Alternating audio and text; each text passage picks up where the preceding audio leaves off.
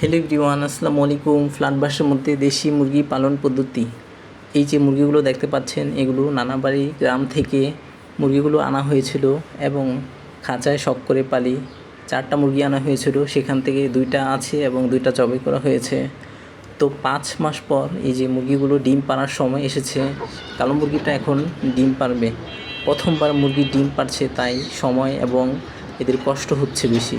খাঁচায় পালা মুরগিকে আমি সাধারণত সন্ধ্যায় এবং সকালে ধান গম মিক্স করে দিই এবং দুপুরবেলা ভাতের সাথে তরকারি শাকসবজি এদেরকে দিলে এরা খুব সুন্দরভাবে খায় এবং স্বাস্থ্যসম্মত হয়। এবং মুরগির ময়লাগুলো প্রত্যেক দিন গোসল করার আগে পরিষ্কার করি। এই যে আলহামদুলিল্লাহ আমার মুরগিটা ডিম পেড়েছে, প্রথমবার ডিম, তাই ছোট আকারে, এবং দেশি মুরগির ডিম সাধারণত ছোটোই হয়।